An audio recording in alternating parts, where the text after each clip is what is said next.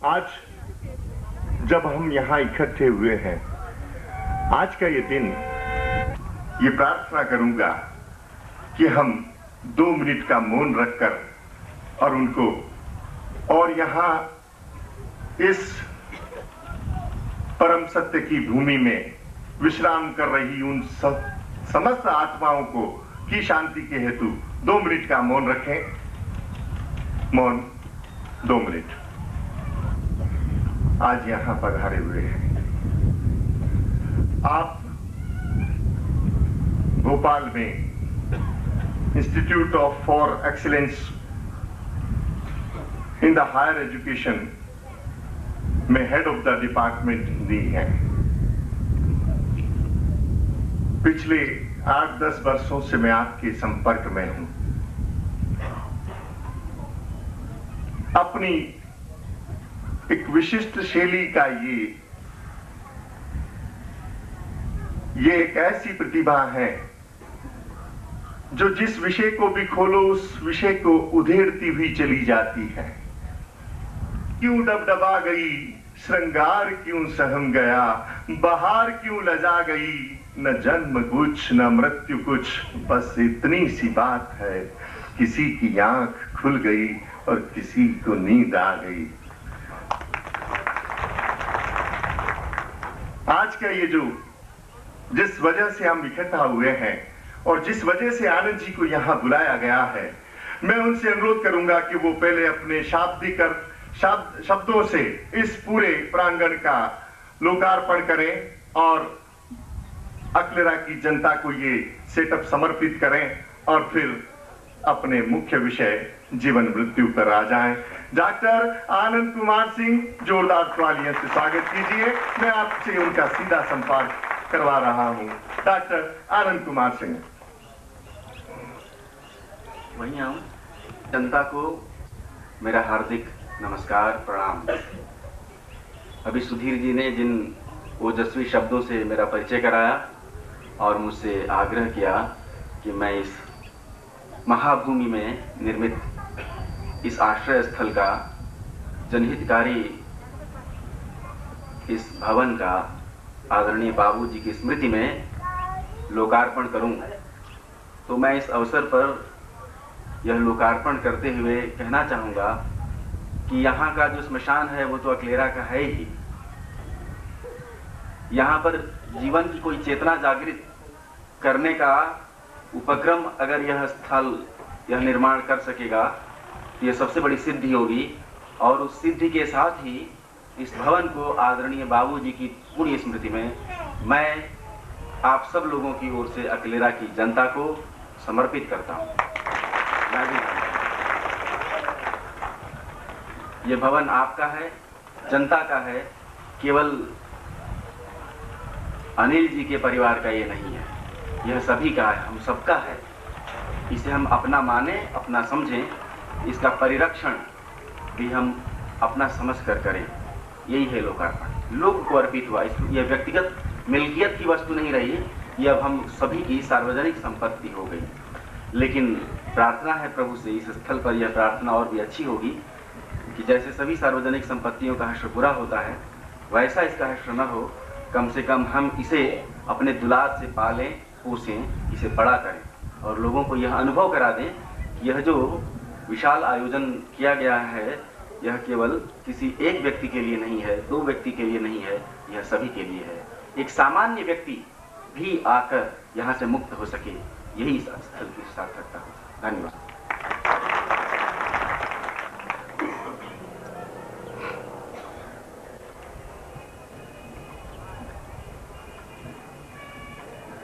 आदरणीय मंचस्थ हमारे अभ्यागत, समुपस्थित अकलेरा की जनता, आसपास विराजमान हमारी माताएं और बहनें, दूर दूर तक जहां तक जो भी लोग सुन रहे होंगे, देख रहे होंगे, कौतूहल से, जिज्ञासा से, श्रद्धा से, उन सभी को मेरा प्रणाम।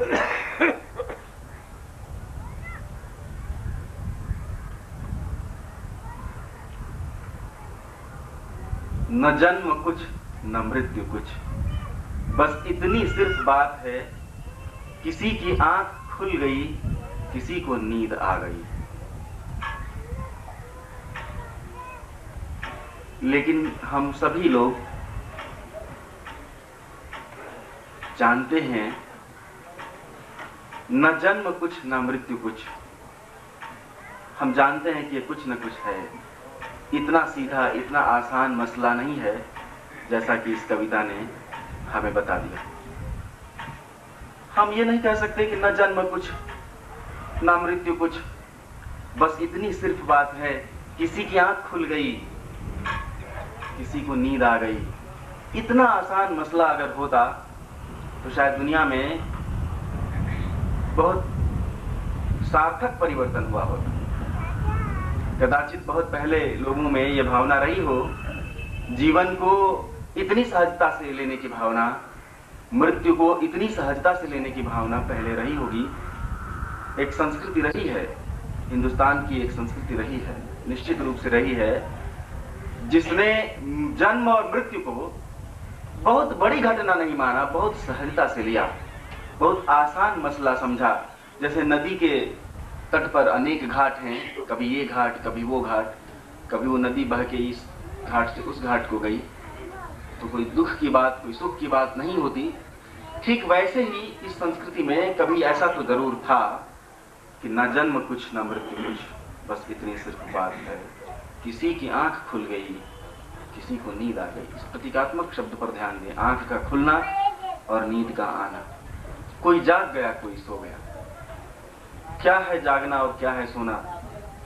कविता तो शायद ये कहना चाह रही है कि जब हम जन्म लेते हैं तो हमारी आंख खुल जाती है, और जब हम मरते हैं तो हमें नींद आ जाती है। लेकिन ऐसा है नहीं, ठीक इसके उल्टा है। हम जन्म लेते हैं तो हमारी आंखें बंद हो जाती हैं, क्योंकि जन्म लेने के बाद जो हमारा व्यवहार है वही बताने को काफी है कि हम सोए हैं, हमारी आंखों पे पर्दा पड़ा हुआ है। और जो आदमी अंधेरे में पैदा ही हुआ है, उसकी आंखें खुलने का, मरते क्षण भी आंखें खुलने का तो कोई सवाल ही नहीं है। जैसे जीवन अंधेरे में गुजरता है, वैसे ही मृत्यु भी अंधेरे में गुजरती है। उसके परिजनों के पास एक असहज एहसास छोड़कर वो चली जाती है। जाने वाले की याद में हम रोते हैं, बिलखते हैं। इस भीषण घटना को देखकर जो लोग शव को इन स्थलों पर जलाने आते हैं, उनके मन में तरह तरह की भावनाएं आती हैं। उन्हें भी लगने लगता है कि न जन्म कुछ न मृत्यु कुछ, बस इतनी सिर्फ बात है। मरते हुए लोगों को देखकर हम दुखी होते हैं, रोते हैं। श्मशान से हमें डर लगता है, मृत्यु से हमें डर लगता है। श्मशान भूमि पर आकर कहीं न कहीं हमें जीवन की सत्ता मृत्यु के विकराल मुख में प्रवेश करती हुई दिखाई देती है। हमें लगने लगता है कि जीवन का सत्य जीवन नहीं है, मृत्यु है, मौत है। और मौत कितनी खौफनाक, कितनी विकराल है, जो हमें हमारे समस्त संबंधों से छिन्न किए जा रही है, दूर किए जा रही है। The death is just dragging away, घसीट के हमें लिए चली जा रही है। हम जाना नहीं चाहते, और मृत्यु है कि हमें लिए चली जा रही है।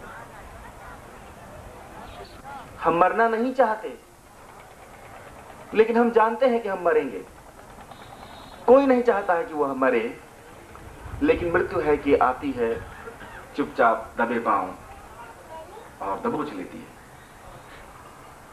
मृत्यु कहीं बाहर से नहीं आती, मृत्यु हमारे भीतर से ही आती है।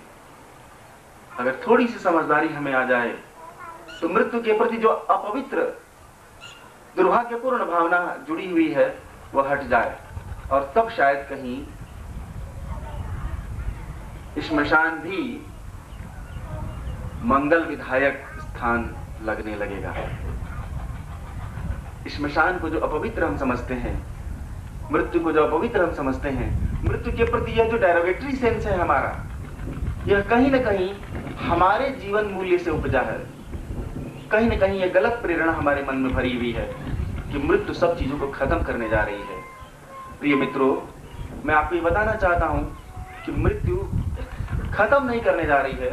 मृत्यु हमारी यात्रा के आगे के सोपानों को, आगे के दरवाजों को खोल रही है। बस दिक्कत यह है कि जिन सोपानों को वो खोल रही है, हमारी आंखों से वो ओझल है, हमारे लिए दिखाई नहीं दे रहा है। मात्र अदृश्य होने के कारण, न दिखने के कारण हमें ऐसा लगता है कि हम खत्म हो रहे हैं, अब हम मिट ही रहे हैं, अब हम ना कुछ में विलीन हो जाएंगे, अब हम बचेंगे नहीं, समाप्ति हो जाएंगे, वो दिया बुझ जाएगा, अब रोशनी भी बुझ जाएगी। ऐसा नहीं है।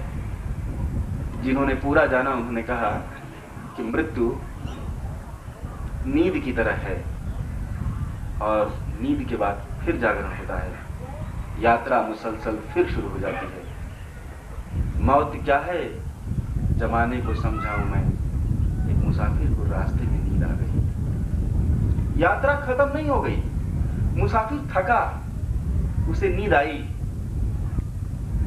वह जागेगा, यात्रा फिर शुरू होगी। यात्रा खत्म नहीं हो रही। The journey is not going to end. That is not the cessation of life. मृत्यु समाप्ति नहीं है, रूपांतरण है। और यह प्रकृति की प्रक्रिया से होकर पाया गया रूपांतरण है। दुख यही है कि जब रूपांतरण का क्षण हमारे पास मौजूद होता है, वह स्वर्णिम क्षण जो हमारी समस्त जरा को, अशक्ति को विदा करेगा, हमारी नई केचुल हमें पहनाएगा, नया शरीर देगा, उस क्षण में हम भी सो जाते हैं, हम नहीं बचते, हम चैतन्य नहीं रहते, बेहोश हो जाते हैं। और बेहोशी में ही फिर एक बार मृत्यु चली आती है। हम जान ही नहीं पाते हैं कि हमने कब बस्तर बदल लिया। अगर एक क्षण को हम होश साधने की कला सीख लें कि मृत्यु के क्षण में भी हम होश को बनाए रख सकें, चैतन्य हमारा बना रह सके, तो हम बहुत नजदीक से ये जान सकेंगे कि हमारे साथ क्या हो रहा है और हम कहां, किस दुनिया में ले जाए जा रहे हैं। जिन्हें मृत्यु के समीप जाकर अनुभव हुआ है और जो इस दुनिया में लौट आए हैं, कुछ तो वो हैं जो मृत्यु की नदी को पार कर गए हैं, और कुछ वो हैं जो मृत्यु की नदी को छूकर इस दुनिया में वापस चले आए। ऐसे बहुत सारे लोग हैं। पश्चिम में तो पूरी श्रृंखला बन रही है इन लोगों पे, जिनको मृत्यु का कुछ अनुभव हुआ है और उनके अनुभवों से प्राचीन धर्मों में जो कहा गया है मृत्यु के विषय में, उससे एक कंपैरिजन की जा रही है, तुलना की जा रही है और कोशिश की जा रही है बताने की कि जिन लोगों को नियर डेथ एक्सपीरियंस हुआ है, एनडीई कहते हैं उसे, नियर डेथ एक्सपीरियंस, आसन्न मृत्यु का अनुभव, आसन्न मृत्यु का अनुभव पाकर बहुत सारे लोग जो लौटे हैं, तो जिस एहसास को, जिस अनुभव की रोशनी को लेकर आए हैं, उन्होंने साबित किया है कि पुराने धर्मों में या अवतारों के वर्णनों में, शास्त्रों में जो मृत्यु के विषय में कहा गया है बिल्कुल सच है। मृत्यु के बाद अंधेरा नहीं है, मृत्यु के बाद प्रकाश है। पहली बात तो ये समझने की, मृत्यु अंधेरा नहीं है, that is not going to block your life. आपको लगता है कि आपको वो ब्लॉक कर रही है, आपके बाद जीवन की सारी रोशनी बुझ जाएगी, आप एक घनघोर अंधेरे में ठेल दिए जाएंगे, ऐसा नहीं है। मृत्यु के बाद एक अद्भुत प्रकाश है। नियर डेथ एक्सपीरियंस से गुजरने वाले हजारों लोगों पर प्रयोग किया गया है। एक पश्चिम में चिंतक हुआ रेमंड मूडी, उसकी तो किताब ही है लाइफ आफ्टर लाइफ, जीवन के बाद जीवन। उसने लिखा है कि जितने भी लोग मृत्यु का अनुभव लेकर लौटे हैं, जैसे कोई गहरी वेदना में कैंसर का मरीज है, अब वो मरने के क्षण में चला गया, डॉक्टरों ने मृत घोषित कर दिया और वह लौट के आया, उसके अनुभव। दुर्घटना किसी के साथ हो गई, उसे हमने मरा मान लिया, ऐसे तमाम लोग, उनके अनुभवों का जो पुलिंदा है, उससे इस तथ्य पर प्रकाश पड़ता है कि मृत्यु के बाद एक कुहरीला प्रकाश है, अंधेरा नहीं है। वह तेज प्रकाश नहीं है, हल्का कुहरीला प्रकाश है, फॉगी लाइट, कुछ धुंधला धुंधला सा है, लेकिन वो प्रकाश है, अंधेरा नहीं है। ये 90%, 99% लोगों की यही वर्णन है कि मरने के बाद, मरने के क्षण में जब हमको ये लग रहा था कि मेरी जीवन की लालटेन बुझ रही है, तो हमने ऐसा कुहरीला प्रकाश देखा और उसमें से एक पुरुष अवतरित हुआ, चैतन्य पुरुष। और उसने हर एक से जाके पूछा, हर एक का स्वागत किया कि संसार में तुम्हारा स्वागत है। नियर डेथ एक्सपीरियंसेस के बाबत में बोल रहा हूं इस बात। ऐसे तमाम लोगों को अनुभव हुआ। वो जानबूझकर नहीं गए, प्रकृति की किसी गलती से मृत्यु की नदी के तट पर पहुंच गए और उन्हें यह एहसास हुआ। जरा हम देखें इस बात को कि जो जीवन हमें मिला है, जिस दुनिया में हम रहते हैं, एक और जीवन की इतनी विराटता। आप जरा सोचिए कि यह विशाल ब्रह्मांड कितना विराट है। आप कल्पना कर सकेंगे? इस ब्रह्मांड में खरबों खरब निहारिकाएं हैं, खरबों खरब, और उसमें से एक निहारिका है मिल्की वे, जिसके हम सदस्य हैं। हमारा सौर मंडल, हमारा सूरज जिस आकाश गंगा का सदस्य है, यह एक आकाश गंगा जो बादल की तरह कभी कभी आसमान में दिखती है। बिल्कुल चांदनी रात में, तारों भरी रात में आप देखेंगे बादलों की तरह एक गोलाकार यूं पुंज बनता है। कभी देखा होगा आपने? वह जो पुंज है, यह हमारी आकाश गंगा है, जिसको अंग्रेजी में मिल्की वे कहते हैं। इस मिल्की वे, इस आकाश गंगा का व्यास यह कितना लंबा चौड़ा है? 1,00,000 प्रकाश वर्ष माना गया है। यानी प्रकाश की एक किरण 1 सेकंड में 3,00,000 किलोमीटर चलती है, और साल भर तक चलती चली जाए, इसी गति से चले, 3,00,000 किलोमीटर प्रति सेकंड की चाल से प्रकाश की किरण साल भर चलती चले, तो जितनी दूरी होगी उतनी दूरी को 1 प्रकाश वर्ष कहते हैं। 1,00,000 प्रकाश वर्ष की दूरी है, व्यास बताया गया है, चौड़ाई बताई गई है इस आकाश गंगा की जिसमें हम रहते हैं। इस आकाश गंगा के केंद्र से 32,000 प्रकाश वर्ष की दूरी पर तो हमारा सूर्य है। इस आकाश गंगा में जो हमारा सबसे निकटतम पड़ोसी तारा है, वह 4 प्रकाश वर्ष की दूरी पर है, अल्फा सेंटोरी। आप जरा कल्पना कीजिए कि जीवन कितना विराट है। यह ब्रह्मांड जिसके आप एक सदस्य हैं, एक महा विराट ब्रह्मांड के आप एक कितने छोटे से अंश हैं। जरा आप इसका एहसास दिमाग में ले आए कि ये जो मिल्की वे है, जो इतनी लंबी चौड़ी है, 1,00,000 प्रकाश वर्ष की चौड़ाई जिसकी मानी गई है, माने प्रकाश की एक किरण चलती रहे 1,00,000 वर्ष तक इस चाल से, तो उतनी तो चौड़ाई है इस मिल्की वे की, इस आकाश गंगा की। और ऐसी खरबों आकाश गंगा में ब्रह्मांड में है, और इस आकाश गंगा से भी उसके केंद्र से 32,000 प्रकाश वर्ष की दूरी पर हमारा सूर्य है, जिसमें हम सदस्य हैं। हमारा निकटतम पड़ोसी तारा अल्फा सेंटोरी है, साइंस का स्टूडेंट जानता है इसे, जो 4 प्रकाश वर्ष की दूरी पे है। जरा सोचें इस बात को। और यह सूर्य जो बिल्कुल जिसके हम सदस्य हैं, यह हमसे 17 करोड़ किलोमीटर की दूरी पर, 17 करोड़ किलोमीटर की दूरी पर है। 100 किलोमीटर प्रति घंटे की चाल से चलने वाली कोई रेलगाड़ी 180 वर्ष में सूर्य तक पहुंच सकेगी। जरा सोचें आप। और यह पृथ्वी, ऐसी 36,000 पृथ्वियां सूर्य में समा सकती हैं। सूर्य इतना बड़ा है। यह चांद, जिसको आप चांद कहते हैं, चंद्रमा कहते हैं, पृथ्वी से 3,00,000 किलोमीटर की दूरी पे है, जहां मनुष्य जाने में भी बड़ी मुश्किल हो रही है, जहां आदमी के जाके बसने के केवल आसार ही हैं, अभी वो सच नहीं हो गए हैं।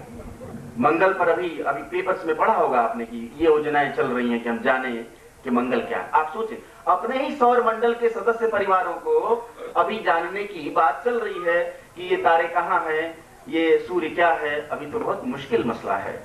और यह आकाश गंगा जिसके हम सदस्य, उसमें ऐसे खरबों तारे हैं, सूर्य की तरह खरबों तारे इस मिल्की वे में है, और इस मिल्की वे मंदाकिनी की तरह खरबों मंदाकिनियां पूरे ब्रह्मांड में। अब आप सोच सकते हैं कि ब्रह्मांड कितना विराट है, जरा ख्याल में ले आए। मजे की बात यह है कि विश्व के ब्रह्मांड की अनंतता की कल्पना भी हम नहीं कर सकते। जो भौतिक ब्रह्मांड है, मैं उसकी बात कर रहा हूं, जो इतना विराट है कि हमारी बुद्धि काम नहीं करेगी। आखिर कितना विराट है, कहां तक शून्य है, आप कल्पना नहीं कर सकेंगे, बुद्धि समाप्त हो जाएगी आपकी। आप यूं मत सोच लें कि ये जो थोड़ी बहुत आकाश की दूरी दिखाई दे रही है, थोड़ी बहुत पृथ्वी दिखाई दे रही है, यही हमारा कुल पड़ोस है। ऐसा नहीं, हम तो अनंत के पड़ोसी हैं। हमारा नेबरहुड तो कहां तक है, गया हुआ है। हम खोजना चाह रहे हैं, जानना चाह रहे हैं कि जिस परिवार के हम सदस्य हैं वो कितना बड़ा परिवार है। अभी तो हमें यही नहीं पता कि हमारा परिवार ही कितना बड़ा है, कितने सदस्य हैं। अंदाजा है कि वो बहुत बड़ा परिवार है जिसके हम सदस्य हैं। आप जीवन की बात कर रहे हैं, आप मृत्यु की बात कर रहे हैं, जरा इस बात को समझे कि आखिर जीवन कैसे घटित हो गया है। और टप्पू अचानक जीवन कूद के आ गया इस पृथ्वी पर। ब्रह्मांड में ऐसी 50,000 से अधिक पृथ्वियां हैं जहां संभावना है कि जीवन हो सकता है। जयंत विष्णु नार्लिकर जो हिंदुस्तान के बहुत बड़े वैज्ञानिक हैं, उन्होंने कहा है कि कम से कम हमारी मिल्की वे में, हमारी मंदाकिनी में, हमारा जो मिल्की वे है उसमें 50,000 पृथ्वियां हो सकती हैं जहां जीवन की संभावना है। और ब्रह्मांड में कहां जीवन है कोई नहीं जानता। इतना विशाल ब्रह्मांड अरबों खरबों वर्ष पहले, बिग बैंग थियरी पर विश्वास करें तो कहता है कि खरबों साल पहले यह ब्रह्मांड पैदा हुआ। खरबों साल पुराना ब्रह्मांड में सूर्य है, सौर मंडल है। वैज्ञानिक कहते हैं कि 4 अरब 60 करोड़ वर्ष पहले पृथ्वी पैदा हुई। 4 अरब 60 करोड़ वर्ष पहले पृथ्वी पैदा हुई। वैज्ञानिक ये भी कहते हैं, उनके नाप तोल के कुछ औजार हैं जिससे नापते हैं, जानते हैं। पुराणों में तो बहुत सारी कल्पनाएं की गई हैं, काल की गणना की गई है, कितनी पुरानी पृथ्वी है, कितना पुराना सूर्य है, कितना पुराना ब्रह्मांड है। अब आधुनिक विज्ञान कह रहा है, कम से कम विज्ञान ही कह रहा है, चलिए मान लीजिए, वो भी कोई कम समय नहीं है, वो कह रहा है कि कम से कम 1 करोड़ वर्ष पहले मनुष्यता की शुरुआत हुई होगी। होमिनिड जिसको कहते हैं, कह रहा है कि 1 करोड़ वर्ष के आसपास ये मनुष्य की जो शुरुआत है, मनुष्यता की शुरुआत, ऐसी प्रजातियों की संरचना प्रकृति में आने लगी जिससे आगे चलकर मनुष्य बना।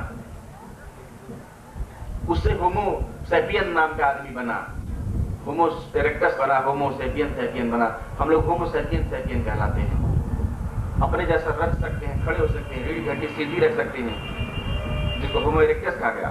ऐसे मनुष्य का जन्म भी इस पूरी पृथ्वी पर कुछ लाख साल पहले हुआ। और जिसे आज मनुष्य कहते हैं, मनुष्य सभ्यता कहते हैं, 40,000 साल पहले से इसका इतिहास मिलता है। 40,000 साल पहले इतिहास मिलता है मनुष्य के होने का, सभ्य होने का, सभ्यता की शुरुआत करने का, ये इतिहास मिलता है। इस इतने विशाल ब्रह्मांड में मनुष्यता की जिंदगी की जो शुरुआत है वो कितनी छोटी सी है। अंधेरे की एक बहुत बड़ी संभावना और उसमें जीवन की छोटी सी किरण का उतरना, ये कितनी बड़ी अद्भुत घटना है। आप जरा सोचिए, आप उस घटना के हिस्सेदार हैं। आप अकेली इकाई, जीवन की चेतना आप में पैदा हुई है। आप यूं ही नहीं पैदा हुए हैं, अचानक नहीं पैदा हो गए हैं, किसी न किसी योजना के तहत पैदा हुए हैं, किसी न किसी जैव विकास की प्रक्रिया से पैदा हुए हैं, अचानक नहीं पैदा हो गए। तो क्या ये मान लिया जाए कि यह जो विशाल ब्रह्मांड है ये यूं ही है, इसका कोई मकसद नहीं है, कोई मीनिंग नहीं है? क्या ये मान लिया जाए कि इतनी बड़ी मुश्किलों से जो ये जीवन पैदा हुआ पृथ्वी पर, सौर मंडल में और कहीं जीवन अभी मिला नहीं है, सूर्य के 9 ग्रहों में बाकी में कोई अभी जीवन नहीं मिला, पृथ्वी पर जीवन मिला है, तो क्या ये अचानक पैदा हो गया है? इसलिए पैदा हुआ है कि नष्ट हो जाए? क्या इसलिए पैदा हुआ है कि जो चेतना पृथ्वी पर जन्म धारण करे और जब मर जाए तो खत्म हो जाए? ना, मुझे तो नहीं लगता ऐसा। प्रकृति में कोई ना कोई एक महान बुद्धि तो है कि जो जीवन को विकसित करती है तो जीवन को खत्म तो नहीं कर देगी, चैतन्य को तो नहीं खत्म करेगी, रूप और आवरण बदलती रहेगी। जो पदार्थवादी लोग मानते हैं कि शरीर के अंत के साथ ही हमारा अंत हो जाता है, उनसे मैं कहना चाहता हूँ, यही कहना चाहता हूँ कि फिर तो प्रकृति के होने का कोई उद्देश्य ही नहीं है।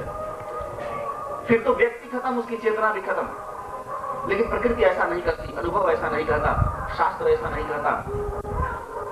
जो शोध किए जा रहे हैं मनुष्यता पर, मनुष्य की निरंतरता पर, उसकी चेतना की निरंतरता पर, वो तो शोध कुछ दूसरा ही बता रहे हैं। वो बता रहे हैं कि हमारे देह त्याग के बाद भी हमारा जीवन बना रहता है, किसी न किसी रूप में हम रहते ही हैं। हमारा होना नहीं मिटता, हमारा शरीर जरूर मिट जाता है। जिन चीजों से हम बंधे हुए हैं, जिन संबंधों से बंधे हुए हैं, जिन भूमियों, जिन परिवारों से बंधे हुए हैं, जिन देश ग्रामों से बंधे हुए हैं, वो मिटते हैं, उनसे हमारा संपर्क टूटता है। लेकिन एक दूसरे रूप में वह संपर्क फिर शुरू हो जाता है। वह अशरीरी संपर्क होता है, वह अदृश्य संपर्क होता है। ये बात जरूर है कि हमें दिखाई नहीं पड़ता है, लेकिन मनुष्यता के अनुभव में यह भी आया है कि दिखाई भी पड़ता है। लोगों ने देखा है, शरीर त्याग करने के बाद भी उन लोगों को देखा गया है। यह पक्का हो चुका है कि उनका शरीर नहीं है, फिर भी वो देखे गए हैं भूत प्रेत, देखे गए हैं सिद्ध, देखे गए हैं महात्मा, दर्शन किया गया है देवताओं का, देखे गए हैं वो। ध्यान में देखे गए हैं बुद्ध, ध्यान में देखे गए हैं गुरु नानक, ध्यान में देखे गए हैं साईं बाबा। आप ध्यान में बैठिए, 21-22 दिन के गहरे ध्यान के बाद आपको दिखाई देने लगेंगे। आप कहेंगे कि इनको तो हमने देखा है, चित्र देखे इसलिए दिखाई दे रहे हैं। आपको ऐसे अनेक लोग दिखाई देंगे जिनको आपने नहीं देखा है, जिनको न कभी पढ़ा है न जिनकी कोई स्मृति है, वैसे तमाम लोगों को आप देखने लगेंगे। हम सभी अपने अनुभव से जानते हैं, गांव-गांव में बेपढ़े लिखे लोग भी भूत प्रेतों को देखे हैं, जानते हैं। क्या है फिर ये? पश्चिम के शोध ये बताते हैं कि जो मरणासन्न अनुभव लेकर लोग लौटे, उन्होंने बताया है कि हमारे शरीर का नाश होने का सिर्फ मतलब इतना है कि पंच तत्वों से जो शरीर हमारा बना है, किन पंच तत्वों से बना है आप बताएं? भूमि, आकाश, अग्नि, जल, पवन और वायु। वायु पवन हुआ, क्षिति, जल, पावक, गगन, समीरा जिसको आप कहते हैं। इन 5 तत्वों से आपका शरीर बना है। आप जिसे देहांत कहते हैं, उस देहांत में क्या होता है? देहांत में ये होता है, शरीर के साथ क्या घटना घटती है, जरा इसको महसूस करें। शरीर के साथ घटना घटती है कि your body starts disintegrating, decompose हो जाती है।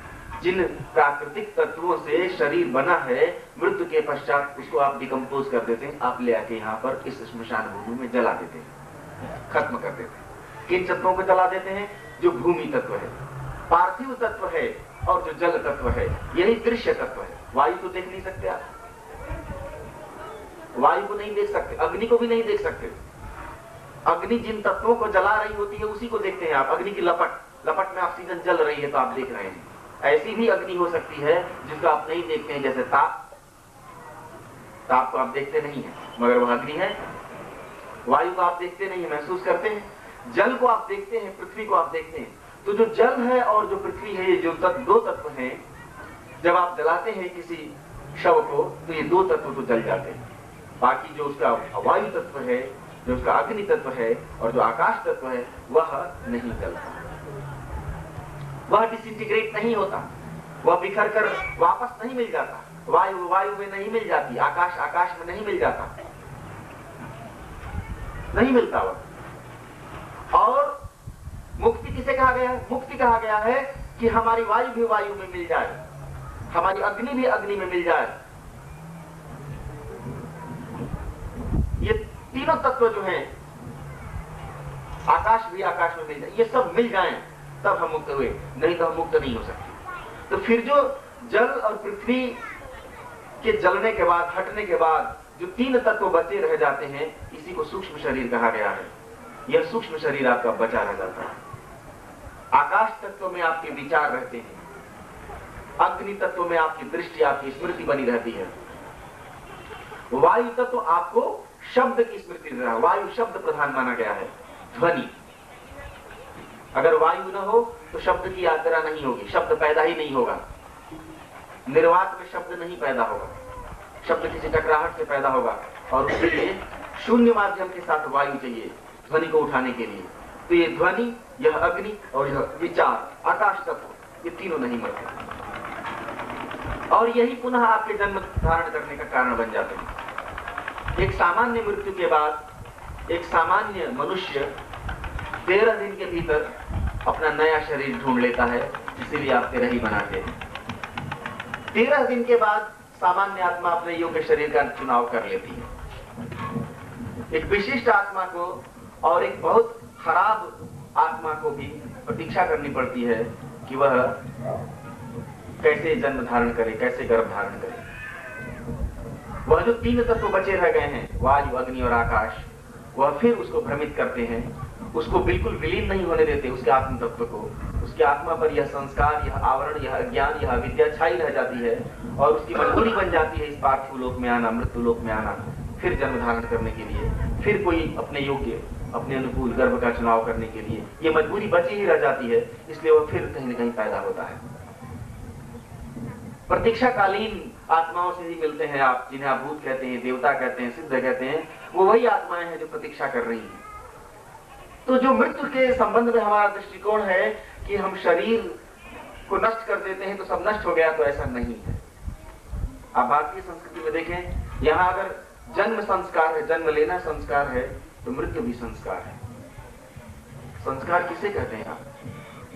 जो आपको संस्कारित कर रहा है, जो आपकी चेतना को विकसित कर रहा है, जो आपको पार्थिव से, जड़ता से ऊपर उठा रहा है, आपको कहीं न कहीं कल्चरल प्रोसेस में डाल रहा है, आपके भीतर के जो अनावश्यक तत्व है उनको हटा रहा है, आवश्यक चीजों को एक खास कोण से, एक खास भंगिमा से, एक खास लय से उभार रहा है, तभी तो संस्कार कहेंगे आप उसे। आप जात कर्म संस्कार कहते हैं, उपनयन संस्कार करते हैं, विवाह को भी संस्कार कहते हैं। आप 16 संस्कार जो माने गए हैं सनातन धर्म में, उसमें आखिरी संस्कार माना गया है मृत्यु को। मृत्यु अगर समाप्ति होती तो इसका संस्कार कैसे करते आप?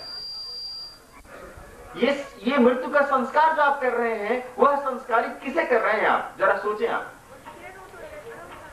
मृत्यु के समय मृत्यु का जो संस्कार आप कर रहे हैं, मरने के बाद जो शव का संस्कार कर रहे हैं, तो वो किसे संस्कारित कर रहे हैं आप? या तो आप एक बेवकूफी को ढोए चले जा रहे हैं, परंपरा से प्राप्त एक मूर्खता है जिसको आप लगातार ढोए चले जाते हैं, या तो ये बात है, लेकिन ये बात नहीं है।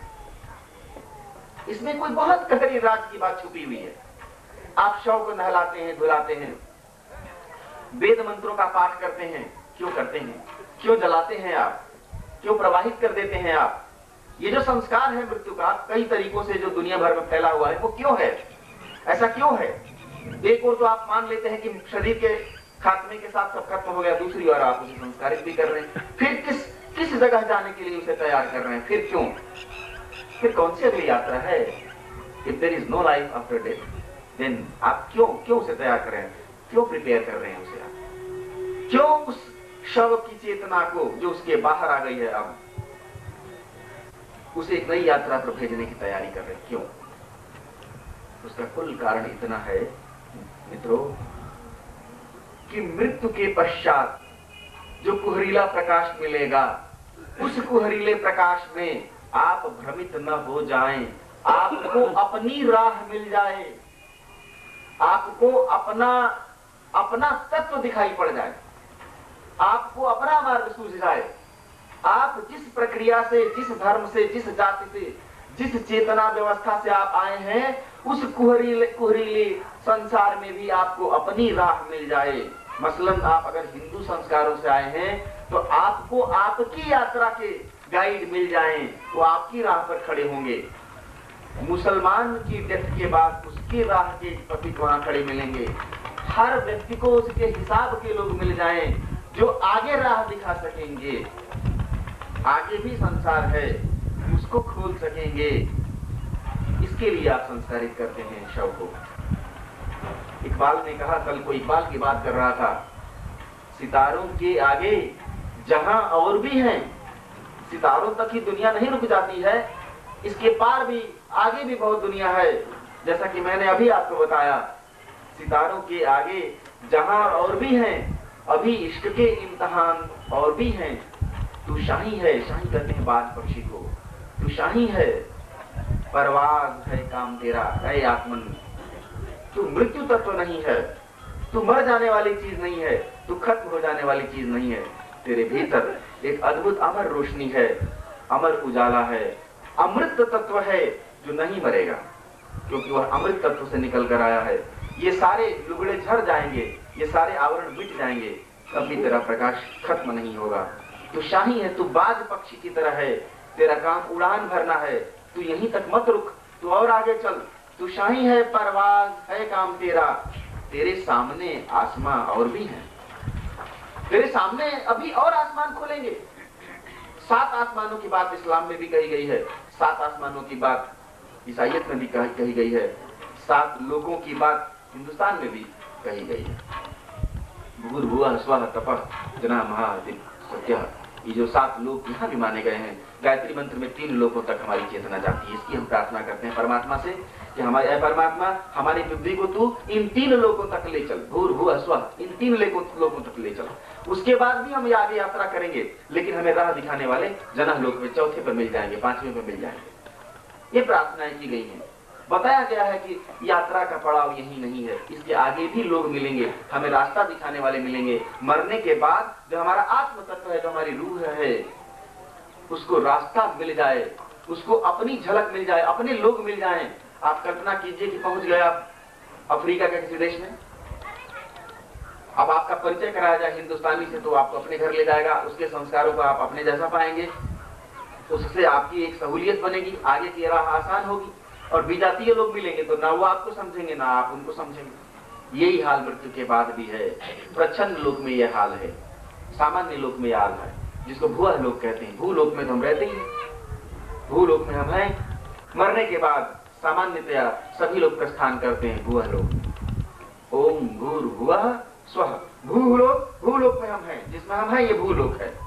भुआ लोक वह है जिसमें हम मरने के पश्चात गमन करते हैं। उस भुआ लोक में तमाम तरह के लोग वेटिंग, जैसे रेलवे का वेटिंग होता है, उसमें वेट कर रहे हैं लोग वापस भूलोक में आने के लिए, क्योंकि उनमें अभी इतनी शक्ति नहीं बची, इतना पेट्रोल नहीं बचा कि वो फिर स्वर्लोक की यात्रा कर सके। आगे के लोक पर जाने के लिए ताकत चाहिए और वो ताकत अर्जित नहीं कर पाए, वो जीवन अकारत हो गया, फिर आना पड़ेगा पेट्रोल स्टेशन पे। ये धरती पेट्रोल स्टेशन है, आपको वापस ईंधन लेने के लिए फिर आना पड़ेगा। आपने सुना है ना कि कहते हैं कि देवता भी तरसते हैं पृथ्वी पर जन्म लेने के लिए। क्यों तरसते हैं? पेट्रोल लेने के लिए। पेट्रोल वहां जाने के लिए जो पेट्रोल चाहिए वो फिर लेने के लिए आपको यहीं आना पड़ेगा। आपकी चेतना का संस्कार करने के लिए, आपकी आत्मा के उन्नयन के लिए, उसके आगे बढ़ने के लिए, एडवांसमेंट के लिए आपको फिर यहां आना पड़ेगा। और जीवन में सबसे बड़ी क्रांति तभी घटित होती है जब आप ये जान लेते हैं कि आपकी मृत्यु के पश्चात कोई मृत्यु नहीं है। मृत्यु से जो सारा भय है हमारा, वही जीवन को जानने से रोकता है। मृत्यु इसीलिए हमारे लिए दुर्भाग्यपूर्ण है, मृत्यु इसीलिए हमारे लिए खराब है, अपशकुन जैसी है, गंदी है। मरने वाले के प्रति अंदर अंदर से हम घृणा करते हैं। जिस घर में मौत हुई है उसको हम दुर्भाग्यपूर्ण समझते हैं। अगर मेरे घर में कोई बहुत उत्सव का आयोजन किया गया है तो कह दिया जाएगा कि साल भर अब तू उस घर में मत जाना जहां लोगों की मौत हुई हो। मौत को हम अपशकुन समझते हैं। मौत को जीवन का सत्य हमने नहीं जाना। ये कितनी बड़ी विडंबना है हिंदुस्तान की, जिस देश ने बार बार कहा कि आत्मा अमर है। आत्मा को अमर कहने वाले देश ने मृत्यु से जितनी घृणा की है उतनी घृणा किसी ने भी नहीं की है। मृत्यु से हमने घृणा किया, श्मशान को हम बुरा समझते हैं।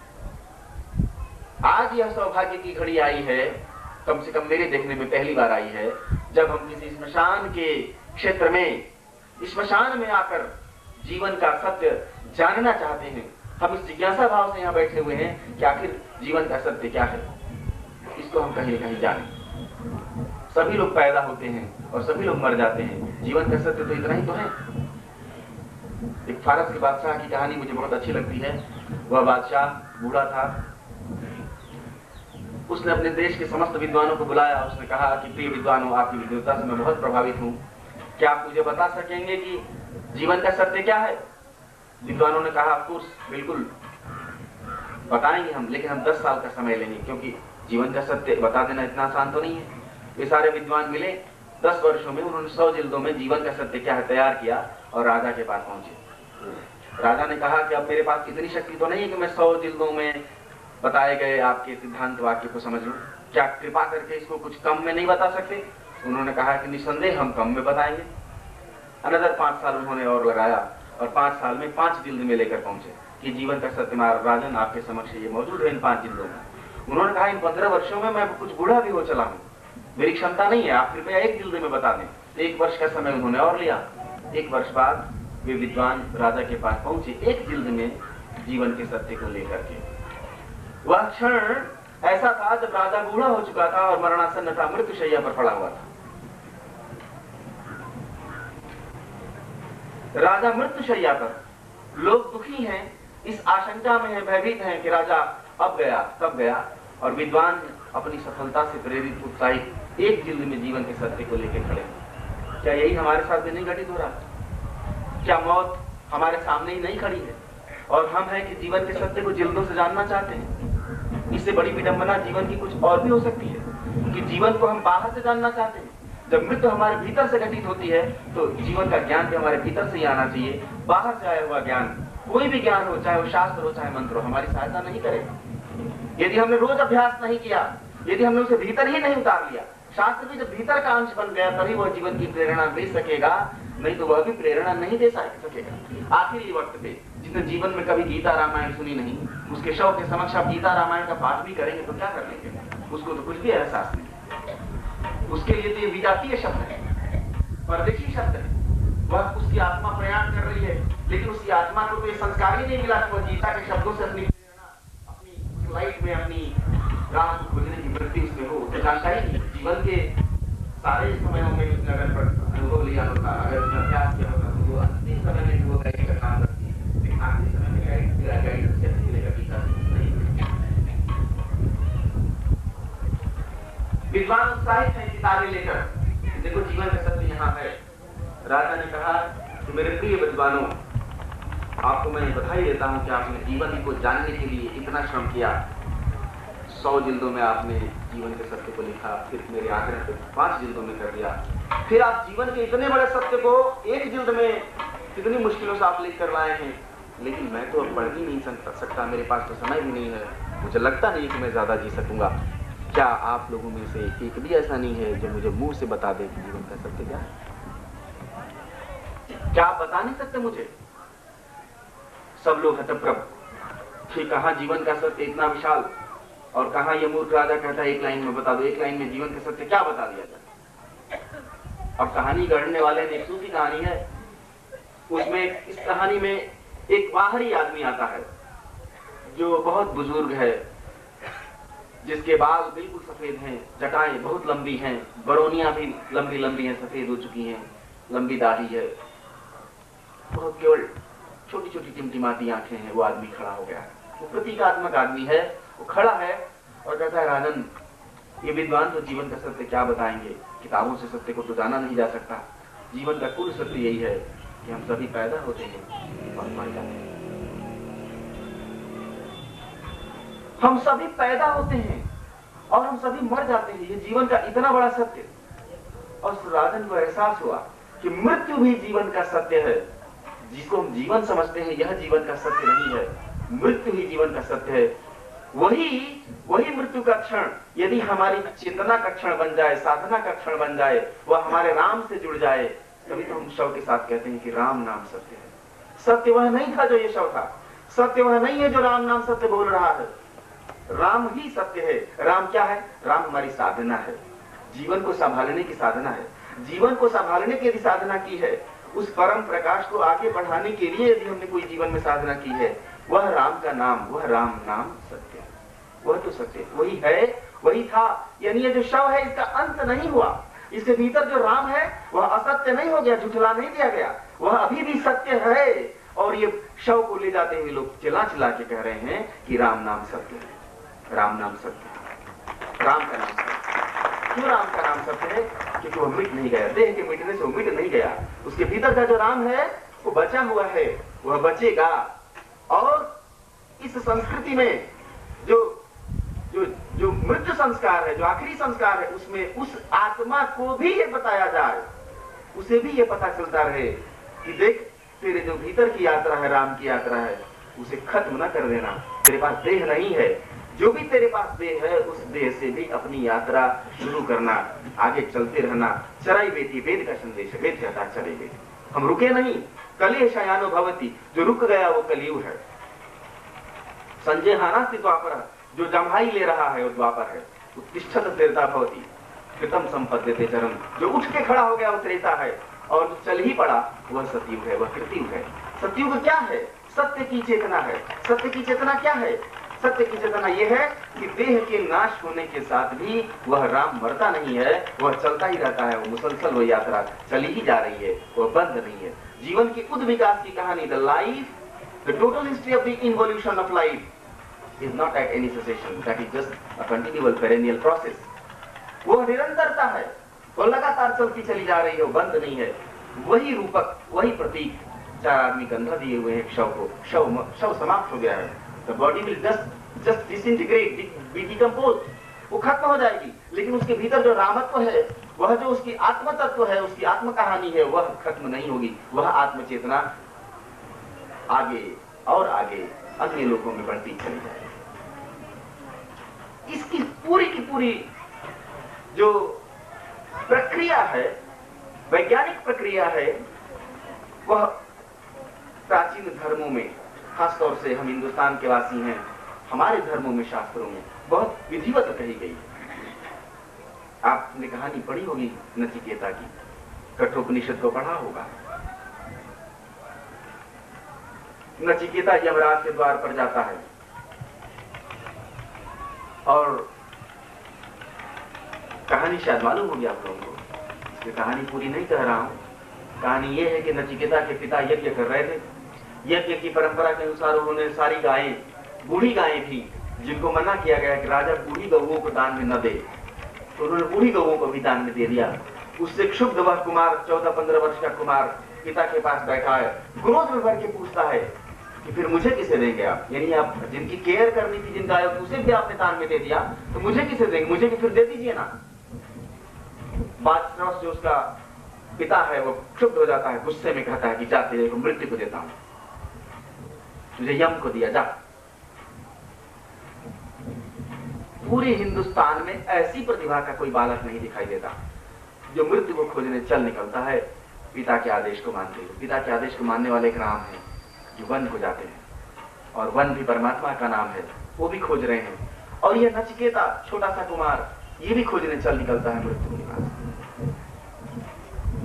कहते हैं कि मृत्यु के दरवाजे पर पहुंच जाता है, यमराज के घर पहुंचा है।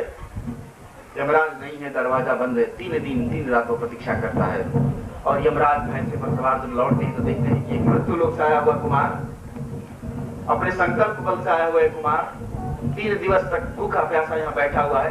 कैसी है इसकी संकल्प भावना? लोग मृत्यु से डरते हैं, यह डरता नहीं है। यह तो यहाँ आ गया है जानने के लिए। उसका स्वागत करते हैं, नमस्कार करते हैं और कहते हैं कहो किस लिए तुम्हारा आना हुआ है। नचिकेता उनको सारी कहानी बताता है और वो कहता है कि मुझे तो पिताजी ने आपको भेजा है, मैं तो आप ही के पास रहूंगा। यमराज कहते हैं इस शरीर में मैं तुझे ग्रहण नहीं कर सकता, जब तेरा वक्त आएगा तो तू चला आएगा, खुद ही चला आएगा। तेरी मृत्यु घटित होगी तो तू खुद ही चला आएगा। नचिकेता कहता है ये मृत्यु क्या है? ये जो आज जो विषय आपने इतना बढ़िया चुना है, जीवन और मृत्यु का, यही सवाल नचिकेता के सामने भी है कि ये मृत्यु क्या है, मरने के बाद क्या होता है। मैं तो समझता हूं कि अगर यह सवाल हमारे प्राणों के स्पंदन में पड़ जाए, रोम रोम में यह सवाल यदि भर जाए, क्या होता है मृत्यु के बाद, क्या होगा मृत्यु के बाद, हम बचेंगे कि ना बचेंगे? कुछ हम बचेंगे, किस रूप में बचेंगे? कहीं यात्रा होगी, कहां की यात्रा होगी? क्या मरेगा मेरे साथ? मैं भी मरूंगा, मेरे साथ ही सब कुछ समाप्त हो जाएगा, या कुछ बचेगा? जो बचेगा वही तो सत्य होगा। जो इतनी बड़ी घटना के बाद भी बचा रहेगा, इसका मतलब कि वह कभी क्षति, कभी क्षण होने के लिए, कभी मरने के लिए बना ही नहीं था। वैदिक ऋषि कहता है श्रवंत विश्वा अमृतस्य पुत्र